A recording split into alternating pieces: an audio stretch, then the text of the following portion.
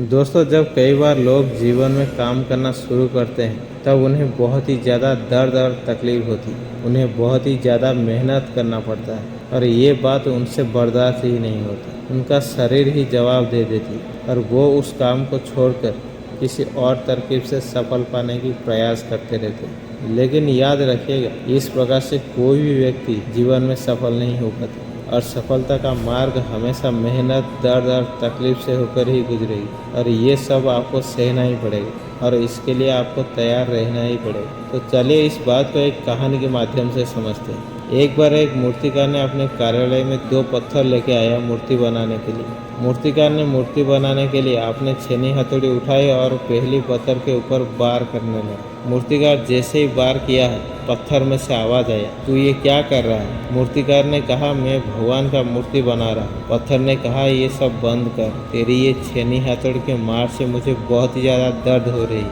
तकलीफ हो रही है, कृपया तुम मुझे छोड़ दो। ये सब सुनने के बाद मूर्तिकार उसे छोड़ देता है और दूसरे पत्थर के ऊपर छेनी हथौड़ी से वार करने लगता है। लेकिन इस पत्थर से कोई भी आवाज नहीं आती। लेकिन मूर्तिकार इस पत्थर से पूछता है, क्या तुम्हें मेरी छेनी हथौड़ी के वार से दर्द नहीं होता है? पत्थर ने जवाब दे दिया कि हाँ, तुम्हारे इस छेनी हथौड़ी के वार से मुझे भी दर्द और तकलीफ हो, लेकिन मुझे ये पता है कि मैं क्या बन रहा हूँ और मुझे ये भी पता है कि इस दुनिया में जो जितना बड़ा बनना चाहेगा उसे उतने ही ज़्यादा दर्द और उतने ही ज़्यादा तकलीफ सहना पड़ेगा और मैं इस दर्द और तकलीफ को सहने के लिए रेडी हूँ। बस तुम अपना काम चालू रखो। ये बात सुनने के बाद मूर्तिकार ने अपना काम चालू कर दिया और कुछ ही दिन में भगवान की मूर्ति बनकर तैयार हो गई। तभी पास के गाँव में एक नया मंदिर बना हुआ था और उसके लिए एक भगवान की मूर्ति चाहिए थी और वो लोग उस मूर्तिकार से वो मूर्ति खरीद ली। वो लोग जाने ही वाले थे, तभी उनको कुछ याद आती और वो वापस मूर्तिकार के पास आते और उससे कहते हैं कि मंदिर में नारियल तोड़ने के लिए एक पत्थर चाहिए।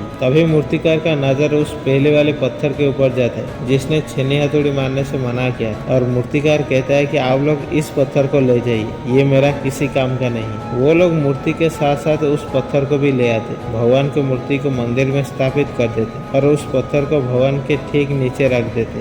जो भी भक्त मंदिर आते हैं, सिंदूर, चंदन, फूल और प्रसाद भगवान को चढ़ाते हैं और जो लोग साथ में नारियल लेके आते हैं सभी उसी पत्थर के ऊपर तोड़ते हैं। ये सब देखकर पहले वाला पत्थर दूसरे वाला पत्थर से कहता है, देखो तुम्हारी जिंदगी कितनी अच्छी, लोग तुम्हें पूछते हैं, तुम्हारे आगे माथा टेकते हैं, और एक देखो मेरी जिंदगी कितनी बदतर से भी बदतर है, ये भी कोई जिंदगी है? काश मेरी भी जिंदगी तुम्हारी तरह है। तभी दूसरे वाला पत्थर पहले वाले पत्थर से कहता है, क्या तुम्हें याद है कि हम दोनों एक ही साथ उस मूर्तिकार के कार्यालय में आए थे? पहले वाले पत्थर ने कहा, हाँ मुझे याद है। दूसरे वाले पत्थर ने कहा, मूर्तिकार तो मेरे से पहले तुम्हें मूर्ति बनाना चाहता और वो जैसे ही छेनी हथौड़ी से तुम पे वार किया तब तुमने उसे रोका और कहा कि मैं ये दर्द सह नहीं सकता, कृपया तुम मुझे छोड़ दो। लेकिन जब मूर्तिकार ने मुझे मूर्ति बनाने के लिए मेरे ऊपर छेनी हथौड़ी से वार किया तब मुझे भी बहुत ही दर्द हुआ था, लेकिन मैं उस दिन वो सारा दर्द को सह गया और इसलिए आज मेरी पूजा हो रही। अगर तुम उस दिन थोड़े समय के लिए उस दर्द को सह लेते तो आज मेरी जगह तुम्हारी पूजा हो रही होती